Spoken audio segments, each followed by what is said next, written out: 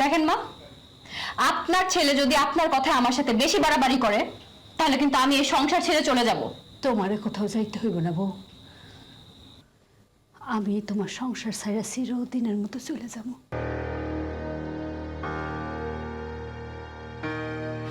আস্তে করে শুয়ে পড়ো।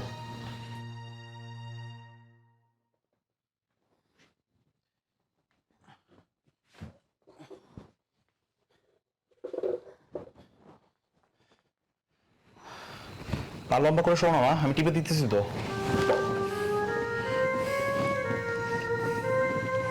হয়েছে বাবা, এখন তুই তোর ঘরে যা। তুমি চুপচাপ শুয়ে থাকো তো, ঘুমাও।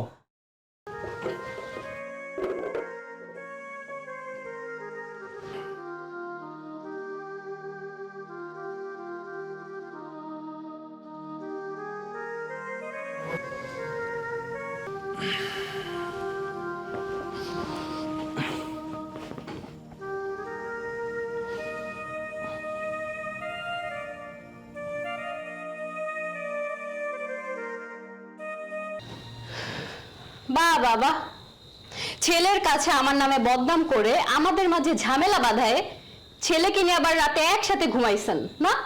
বাহ। এইসব তুমি কি কইতেছো গো? আমি কেন তোমাদের মধ্যে ঝগড়া বাঁধাবো? শিক্ষিত ছেলে, সে কোনোভাবে টের পাইছে তুমি আমার সাথে ব্যবহার ঠিক করো না। কি বললেন?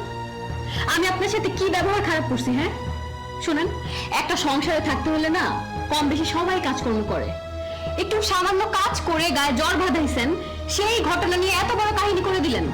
ফালতু কথা কই নেব, আমি তোমার অনেক অত্যাচার অবহেলা সহ্য করছি। আমার ছেলে বাড়িতে যায় দেখে আমি অসুস্থ, তাই আমার সাথে করে নিয়ে এসেছিল কয়দিন যেন বিশ্রামে থাকি।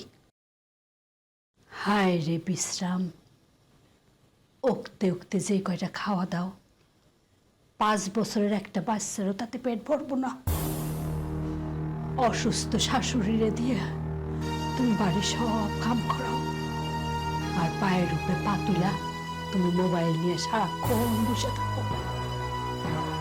আমি সব কিছু গোপন রাখি, কোনো কিছু ওই ছেলের কানে দিই না, যাতে করে সংসারে অশান্তি না হয়। আসলে আমার ছেলেটা ঠিকই বলছে, তোমার মা হওয়ার কোনো অধিকারই নাই, সেই জন্য আল্লাহ তোমার কোনো সন্তান দেয় নাই। এতক্ষণ ধরে আপনি আমাকে অনেক কথা শুনাইছেন, আমি চুপ করে শুনছি, ধৈর্য নিয়ে শুনছি, কিন্তু এখন তো দেখতেছি আপনি আমাকে অভিশাপ দিতেছেন।